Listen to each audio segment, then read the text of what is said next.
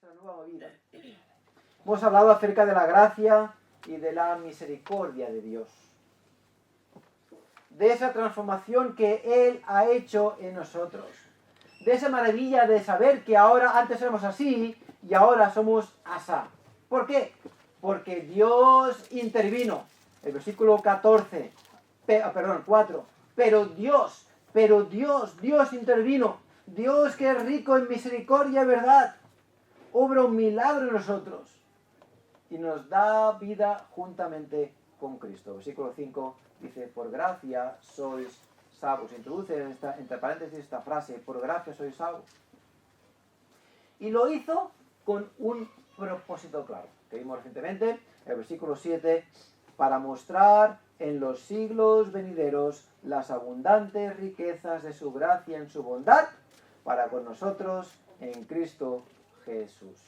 Así que Él nos salva por gracia para mostrar que su misericordia, ¿verdad? Su gracia, para que Él sea engrandecido, porque no nos salvó para nosotros mismos, no, para que su nombre sea engrandecido. Y eso nos da una perspectiva muy diferente. Ya no vivo para mí, ahora vivo para la gloria de Dios, porque para eso me salvó Él. Y como veremos más adelante, en unas semanas, somos muestras de su gracia abundante, de su grandeza, de su misericordia, de su amor. En otras palabras, de nuestra transformación, de muerte a vida. Somos como esos testigos que claman y anuncian la grandeza y la gloria de Dios. Yo te pregunto a ti, ¿vives como tal? Fíjate versículo 10. Porque somos hechura suya, creados en Cristo Jesús, ¿para qué? Para buenas obras, las cuales Dios ya ha preparado de antemano para que andemos en ellas. Pero que andemos en ellas, ¿desde cuándo? Me estoy adelantando un poquito, de aquí 2 semanas, supongo, 1 o 2 semanas.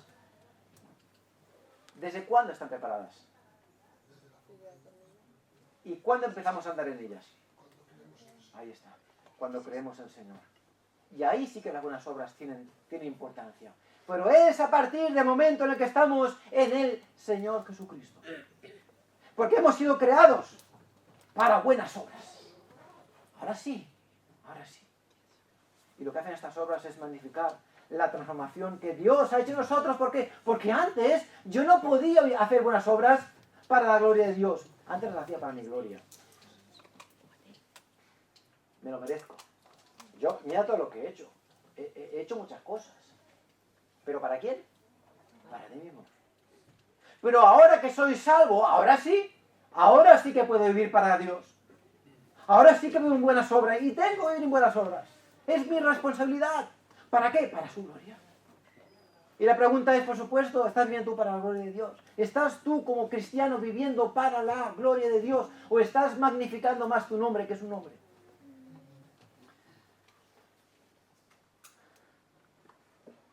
No podemos ser una iglesia que vive aferrada al pasado, a esas obras en la carne, a esa manera de hacer, a ese, como decía Pablo en el capítulo 2, versículo 1, muertos en vuestros delitos y pecados en los cuales anduvimos en otro tiempo, siguiendo la corriente de este mundo, conforme al príncipe de la potestad del aire.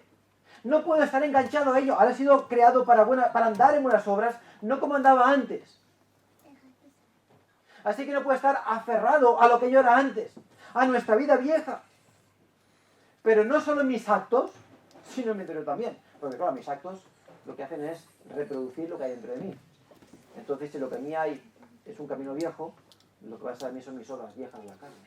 Así que sí, yo tengo que cambiar mis obras, pero tiene que cambiar desde dentro, desde mi corazón. Yo no puedo estar enganchado allí.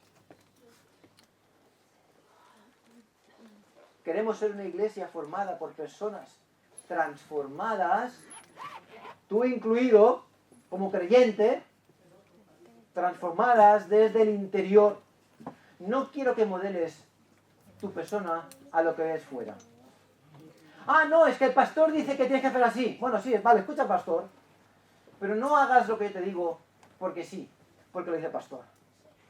No, tú tienes que mirar al interior. tu persona. Porque es ahí realmente cuando el pastor no tiene que luchar. ¿Por qué tengo que estar diciendo que hagas esto, y siempre ahí, venga, dale que te gano? Ahí, venga. No. Si tú cambias de interior, ¿es tu corazón el que cambia? No tienes que luchar, no tienes que estar ahí machacando. Tú mismo cambiarás. ¿Sabes qué? Lo digo por experiencia propia. A mí me estuvieron machacando. Boom, boom, boom, boom, boom, boom, boom. Y eso que hacía me revelaba. Me revelaba. Pero cuando el Señor cogió mi corazón y me ayudó a ver lo que me estaba perdiendo la vida cristiana, pero fue Él, empecé a buscar, a ver, y empecé a agradar a Dios, voluntariamente. No era un machaque, era una voluntad, y esto hace toda la diferencia. Y yo prefiero, como pastor, que la gente haga lo que hace, porque así lo entiende y así ve que el Señor lo está guiando, que no porque el pastor lo diga. Realmente. Porque así por lo menos se ve lo que hay dentro. Y se puede enseñar. Y se puede predicar. Pero si todos venimos aquí con corbata y traje, y vestidos largos, y pelo largo, y pretendemos ser muy espirituales, pero por dentro estamos todos corruptos, entonces hay un problema grande. ¿Cómo lo cogemos eso? Pero no, queremos transformarnos desde dentro para actuar hacia afuera. Y queremos una iglesia capaz de seguir la verdad en amor a Dios y a los hermanos. Y es entonces cuando nuestro testimonio, fíjate, es entonces cuando eso ocurre, cuando nuestro testimonio como cristiano empieza realmente a ser aquello que el mundo necesita ver y escuchar. Es la única manera, cuando realmente mostramos el poder transformador de Dios en nuestra vida, no el poder transformador del pastor, no el poder transformador de la palabra dicha por mi boca. No es cuando mostramos el poder transformador de Dios. Eso es lo que necesitamos. Eso es lo que necesitamos. No consiste en un mensaje de pecado, pecado y pecado, sino un mensaje de pecado y perdón, esperanza, transformación y libertad en Cristo. Y hay demasiados cristianos que están esclavizados a la miseria del legalismo. Son iglesias muy rectas, muy espirituales, vacías por dentro. No, yo no quiero eso. Y no creo que Dios lo quiera tampoco. De hecho, es que si tú coges los evangelios y lees acerca de la vida de Jesús, el legalismo eran los fariseos. Y estaban carentes de amor. Era todo diezmar la menta y el eneldo. Y cuidar hasta el más ínfimo detalle. Olvidando lo más importante, que era el amor, la misericordia y la compasión. ¿Quiere decir eso que no hablamos de pecado? No, ni mucho menos. Hay tanto que sí hablamos de pecado. Pero lo hacemos con amor, sabiendo que todos somos pecadores y que necesitamos la misericordia y la gracia de Dios. Así que en demasiadas ocasiones la salvación aparenta más una esclavitud que un regalo cuyo valor es incalculable. Y por eso la gente se queda a la puerta de la iglesia. ¿Cómo voy a entrar yo aquí? Si esta gente están locos. Son todos reglas. Parecen locos, siguiendo unas reglas que no tienen sentido siquiera. Y además son infelices. Porque los escuchas en casa y se están discutiendo todo el rato. En la iglesia, todo problemas. Es lo que produce una religión vacía. Humana. Pero eso no es lo que encontramos aquí. Ni mucho menos. Ni mucho menos. Dios nos ha ofrecido un regalo cuyo valor es incalculable. Y eso es lo que tiene todo creyente en sus manos. Y es lo que tiene que ir enseñando y mostrando a aquellos que no conocen el Evangelio. Un regalo de valor incalculable. Libertad en Cristo. Saber que tenemos esperanza, que tenemos paz, que tenemos un nuevo propósito, que tenemos una relación íntima con Dios. Y eso fue de gratis. Fue un regalo dado por Dios, por gracia. Hablaremos de esto esta mañana. Pero eso es lo que el mundo necesita ver. Claro, yo para recibir este regalo, yo comprendí que era pecador. Claro que sí. Y es necesario hablar del pecado. Pero no te quedes en el pecado. Porque la gracia sobreabunda cuando el pecado abunda. Y la gracia de Dios es mayor que el pecado. Así que deleítate en la gracia de Dios. Da gracias a Dios por su gracia, por su salvación. Ya fuiste desligado de las obras de la carne. Ahora disfruta la gracia de Dios. No para pecar, no, sino para vivir en la gracia de Dios. Para vivir en buenas obras. Ocupado, transformando tu vida cada día más como Cristo. Pero cuando recordamos el precioso regalo que Jesús nos hizo, todo cambia. Vives como disfrutando de ese regalo. Vives como disfrutando de ese regalo. Y es lo que Pablo está intentando llegar aquí. A que los creyentes en Éfeso se den cuenta de que, señores, sois salvos por la gracia de Dios. Es un regalo de Dios. No os lo habéis ganado. Ya podéis dar gracias a Dios. Somos libres por su gracia. El pecado no se apodera de nosotros. Porque ya no estamos bajo la ley de no. Estamos bajo la gracia de todo lo puedo en Cristo que me fortalece. Y es ahí donde el creyente debe habitar. Entonces llegamos a uno de los pasajes más conocidos de la palabra de Dios. Bueno, podríamos compararlo casi con Juan 3:16, que casi todo el mundo conoce, ¿no? Porque de tal manera amó Dios al mundo que ha dado a su Hijo unigénito para que todo aquel que le cree no se pierda, tenga vida eterna. Y el mensaje que tenemos aquí es paralelo. Porque por gracia sois salvos por medio de la fe. Y esto no de vosotros, pues es don de Dios, no por obras, para que nadie se gloríe. Ahora, para poder exponer estos versículos, debemos analizar la palabra sobre la cual los versículos 8 y 9 se basan. ¿De qué está hablando estos versículos?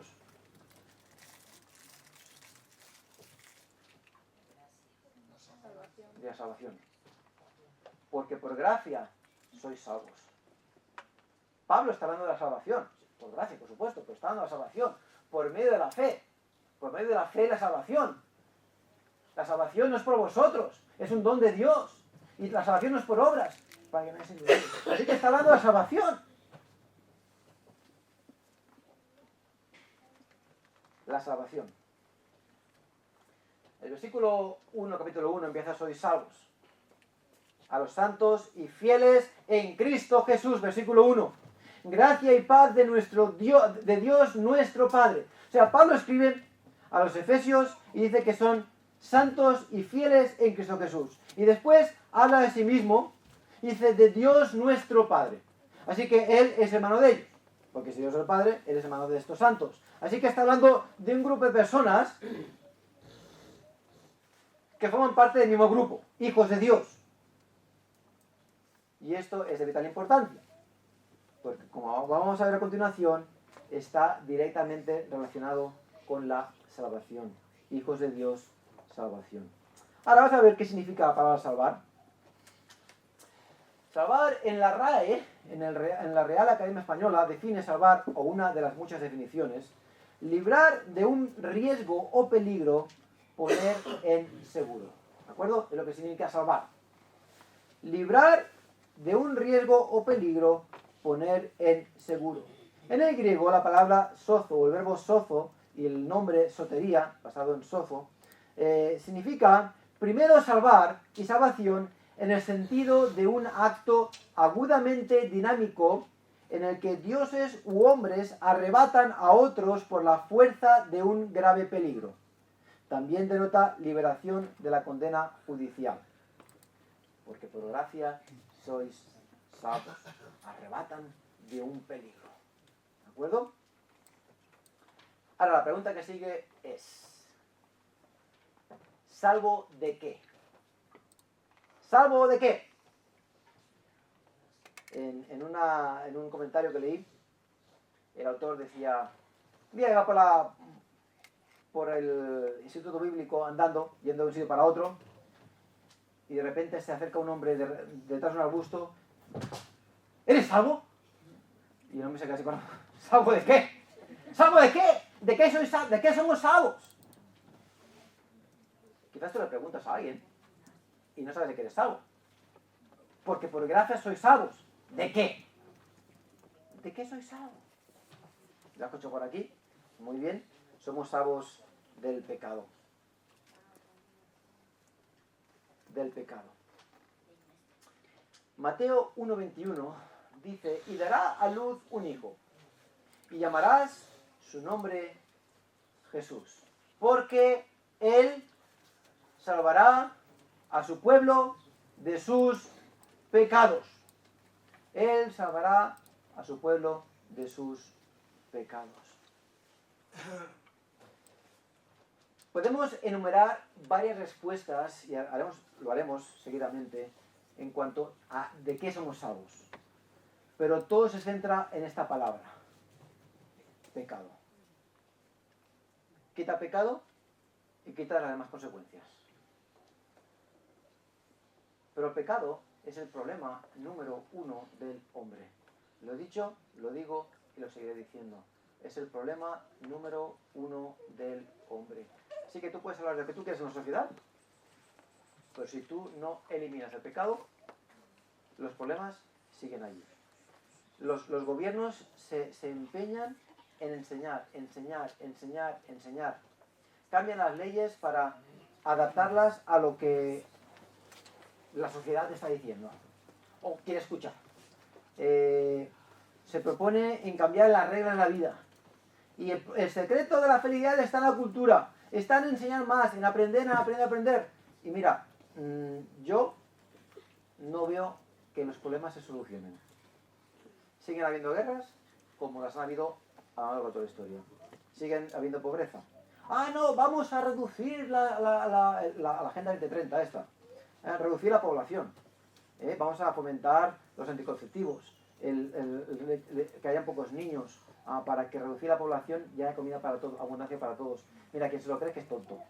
Porque lo que pasará es que habrá más para menos y menos gente. Pero los ricos y los pobres habrán siempre. De hecho, es que Jesús mismo lo dice. Los pobres siempre están con vosotros. Así que, olvídate, no va a funcionar. No va a funcionar. Pobreza la va a haber siempre. ¿Por qué? Porque el hombre es egoísta por sí mismo. Y hay gente que tiene mucho, no sabe ni qué hacer con él, y hay gente que no tiene nada y no tiene nada que hacer. Porque no tiene dinero para hacer nada. Pero lo habrá siempre. Injusticias sociales habrán por todas partes. Diferencias entre sexos siempre habrá. Y todo lo que tú quieras habrá. ¿Sabes por qué? Porque el hombre es pecador y no están haciendo nada para solventar el problema o para encontrar solución. Lo que están haciendo es incrementar el problema y darle más pecado y más pecado sobre pecado. No, que somos libres de hacer lo que queramos. No, que así todo el mundo será feliz. No digas nada. Y lo que hacen es hundirse más y más en depresión. Y la única solución que encuentran es dar pastillas a la gente.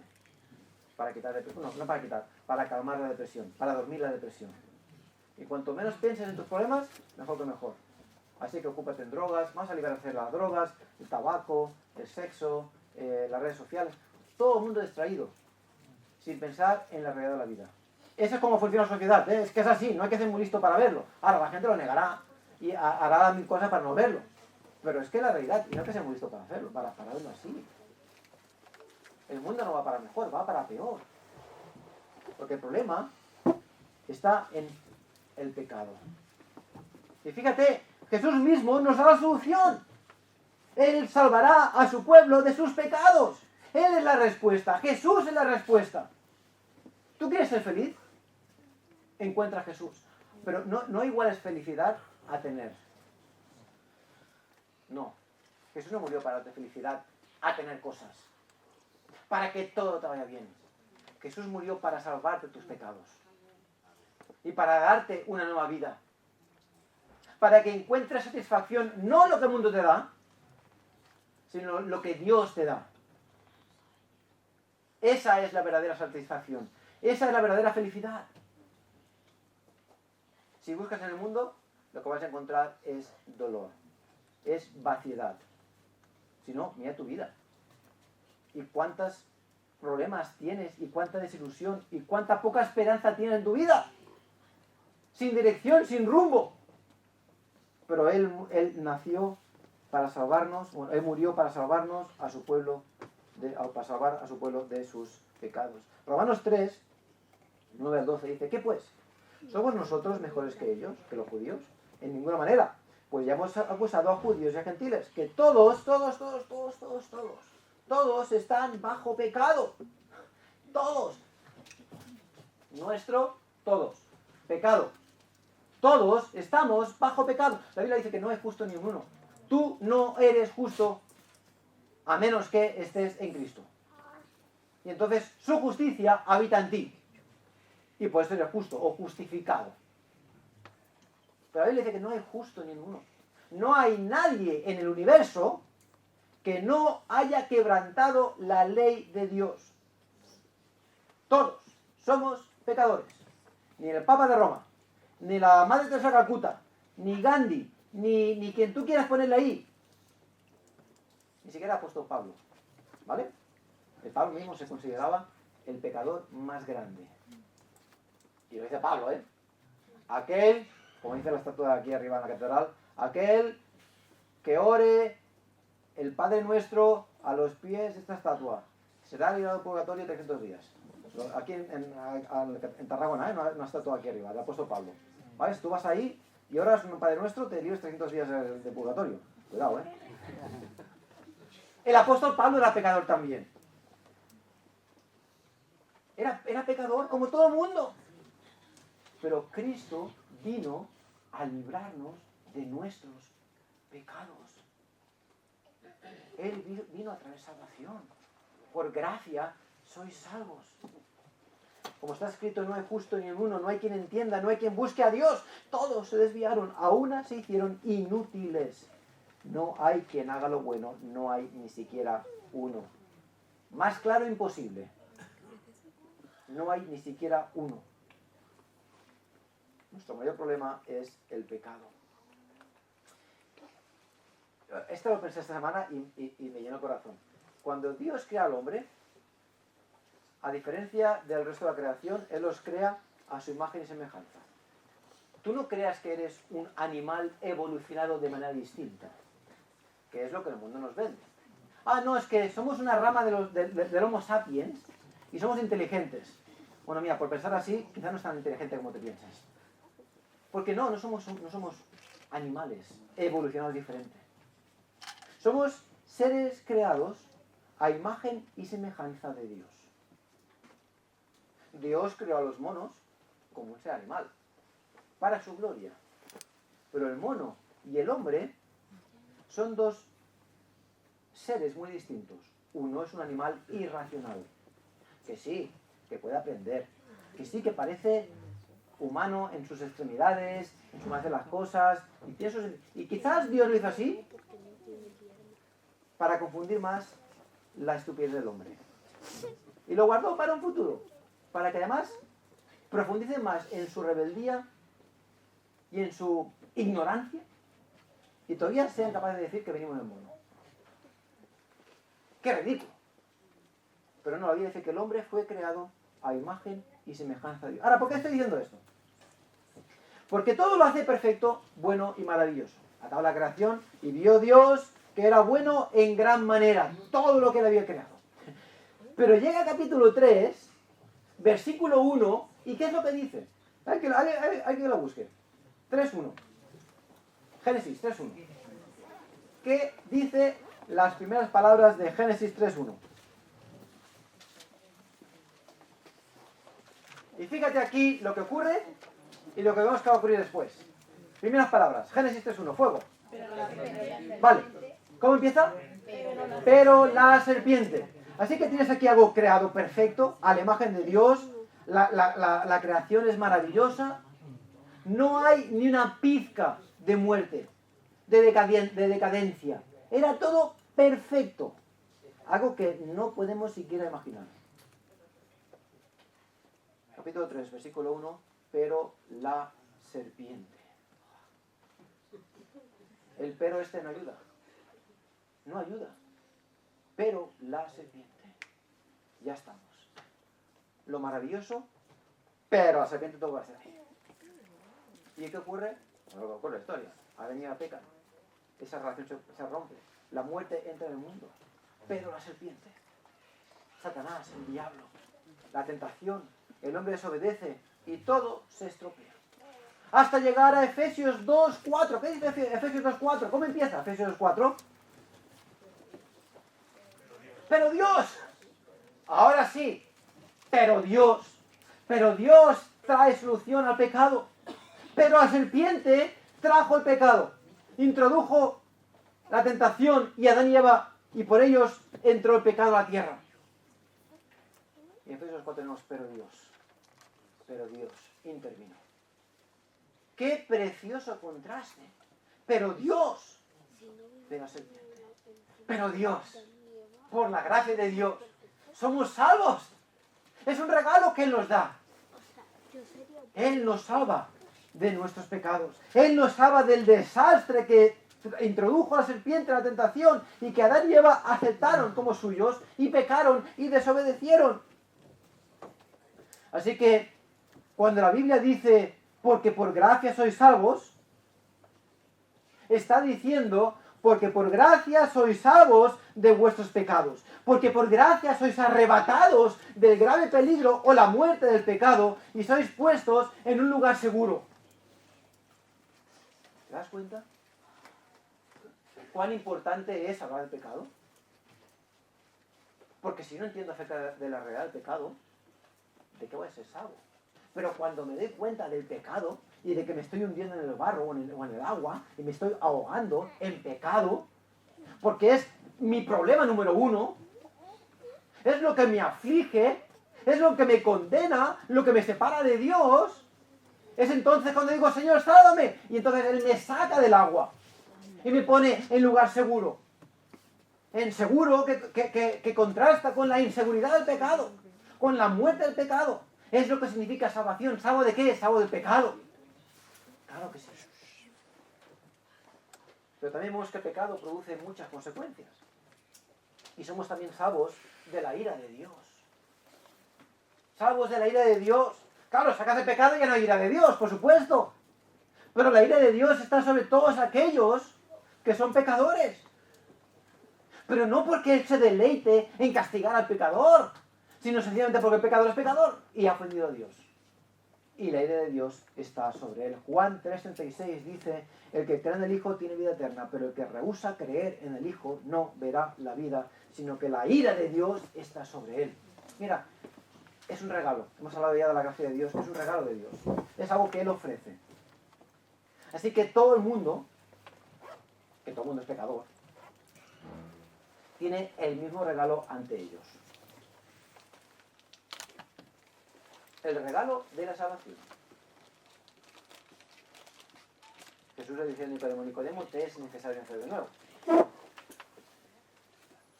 Cree en el Señor Jesucristo y serás salvo. Hay muchos versículos que hablan de creer. Yo tengo la opción de creer y no creer. ¿Crees? Sí. ¿Eres salvo? No, yo no quiero ser tan malo, yo no necesito a Dios, yo ya me apaño yo solo. Yo quiero disfrutar la vida y después ya creeré. Si dices eso es que no has visto el problema de tu pecado. No has entendido el pecado. No has entendido el problema que tienes dentro de ti.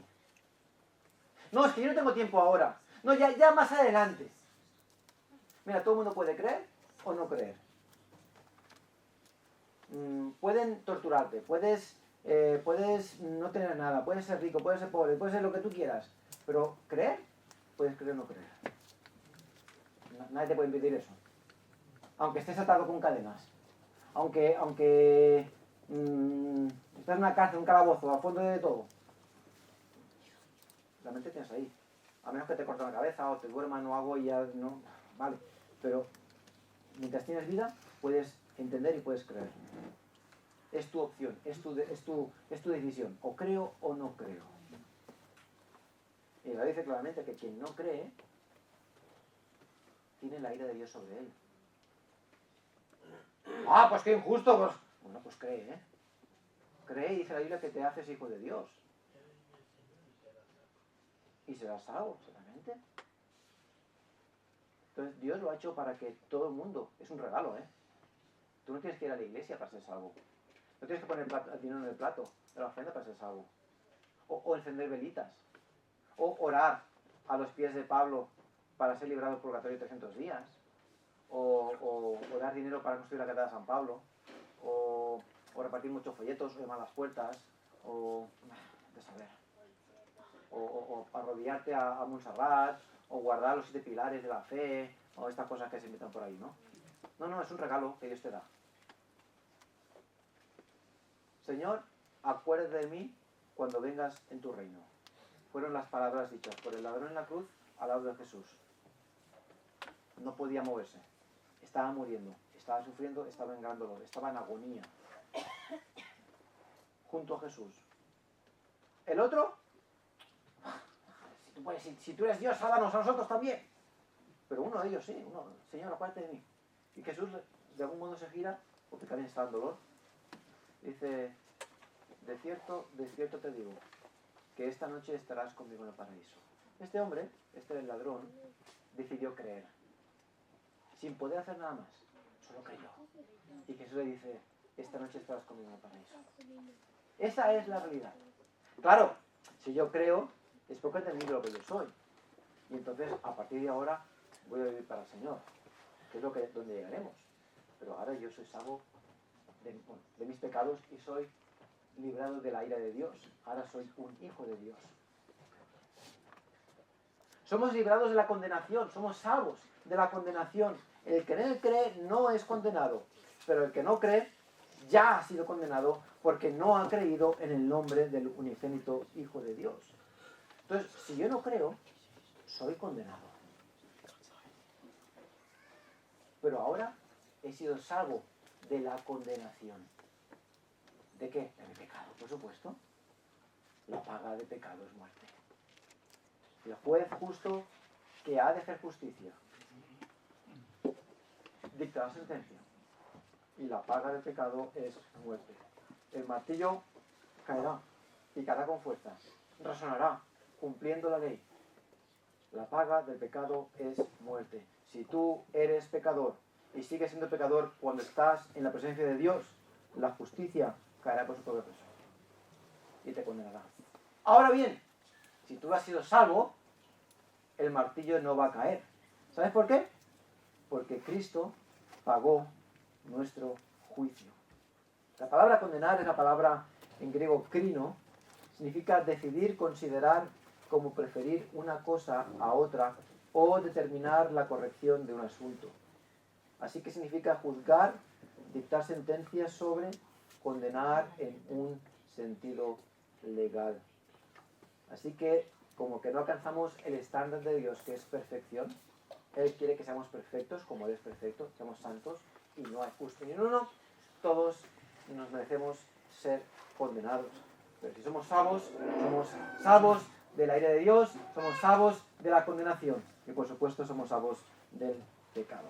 Número 4, somos salvos de juicio.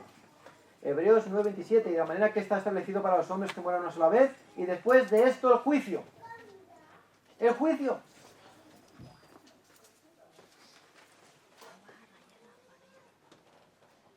Ya hemos dicho que el juez justo de toda la tierra tiene que hacer lo que es justo, dictar sentencia, y dicha sentencia es muerte eterna, separación eterna de la presencia de Dios en el infierno.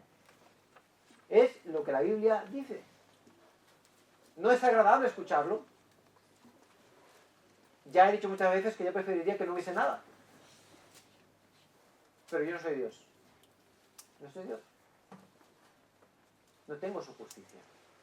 Bueno, a mí sí, pero yo no soy como Dios.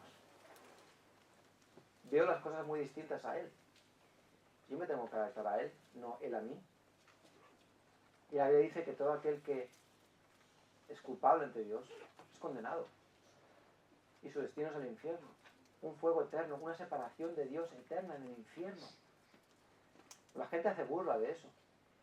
Aquí en España somos, sobre todo en Cataluña, es increíble cómo se toman a burla estas cosas. Con todos los balls de foc y con todas las cosas que hacen por la calle. Culturales, sí, pero realmente dan pena. Porque hacen burla del infierno, hacen burla del diablo, y un día se les acabará la risa y se convertirá en lloro, en crujir de dientes y lloro. Porque con lo que juegan no es un juego, es la realidad de muchas personas, triste realidad de muchas personas. Y no es algo para hacer broma a los pastorets y los diablos. Pero cuando somos salvos, somos también salvos de dicho juicio, porque Cristo fue juzgado por nosotros. Fíjate, Isaías 53 dice, mas Él herido fue por nuestras rebeliones, molido por nuestros pecados. Y está hablando de Isaías 53, 500 años antes de que Jesús naciera, 500 años antes. Estamos en el año 2025. Imagínate, en 500 años, hablando, o sea, tú estás hablando de algo que va a ocurrir en el año 2500. No creo que lleguemos allí, nosotros seguro no, pero no creo que la humanidad llegue ahí. Yo creo que el Señor habrá venido antes. No lo sé, pero yo creo que sí. ¿De acuerdo? Pues imagináis decir algo que se va a cumplir en 500 años, que ni los hijos de tus hijos, tus hijos de tus hijos van a ver, sino más adelante todavía. Y Isaías escribe, mas Él herido fue por nuestras rebeliones. Está hablando de Jesús, que todavía no había nacido. Molido por nuestros pecados. Fíjate, el castigo de nuestra paz fue sobre Él. Y por su llaga fuimos nosotros curados. Todos nosotros nos descarriamos como ovejas, cada cual se apartó por su camino, mas Jehová cargó en Él el pecado de todos nosotros. ¡Wow! Háblame de una profecía. ¿Cómo Jesús cumplió esta profecía? Escrito 500 años antes de Jesús. Dice que Él llevó el castigo, el juicio de nuestro pecado. Somos salvos de juicio. Y también somos salvos del mundo, de nuestra carne y del maligno. 2 Timoteo 2:26, y escapen del lazo del diablo en que están cautivos a voluntad de Él, teniendo el entendimiento entenebrecido, ajenos de la vida de Dios por la ignorancia que en ellos hay, por la dureza de su corazón. El lazo del diablo. Cuando ves un vídeo esos que sale un cowboy que coge el lazo, ¿vale? Y coge al toro y lo domina. El pecado nos domina, nos esclaviza. Y no es como en el vídeo a veces que el toro se escapa y que no. El control del pecado es total. Y tú ves a la gente literalmente esclavizada al pecado. Esclavizada al pecado. Tienen su mente entenebrecida, en tinieblas. Son ajenos a la vida de Dios. Hay carteles que ponen prohibida la entrada a toda persona ajena a esta obra. Así que si tú no trabajas ahí, no entres. ¿Cierto? Y la gente no entiende. Es para entender. Cuando dice ajenos de la vida de Dios, es gente que está sencillamente que no tiene nada que ver. Entonces, cualquier persona que no ha conocido a Cristo como Salvador personal, aunque profese ser la persona más espiritual del mundo, aunque sea un religioso muy grande, aunque lo que tú quieras, si no es hijo de Dios, es ajeno de la vida de Dios. Ajeno, no tiene nada que ver. No, pero es que yo soy trabajador también, pero de esta obra, no, entonces no entres. Pero es que yo soy arquitecto y tengo mi título. Pero tú trabajas, no, tú no entres. Ajeno de la vida de Dios. Y uno puede aparentar mucho. Y estar súper lejos. Súper lejos. Son ajenos a la vida de Dios. ¿Por qué? Por la ignorancia que en ellos hay, por la dureza de su corazón. Jesús dice, y conoceréis la verdad, y la verdad os hará libres. Y el hombre es esclavo del pecado. Es esclavo de la corriente de este mundo y está atrapado en su propio pecado, que a su vez está potenciado por el diablo. Pero cuando somos salvos de dicho poder, libres para vivir para el Señor. Así que yo sé que esta lista no es completa, ¿de acuerdo? Y la lista puede ser más larga. Pero todo se inicia en salvos por el pecado. Ya para acabar, 1 Timoteo 1:15, palabra fiel y digna de ser recibida por todos, que Cristo Jesús vino al mundo para salvar a los pecadores, de los cuales yo soy el primero. Así que date cuenta que la salvación no está ligada a lo físico, está ligado a lo espiritual. Él murió para salvarnos de los pecados.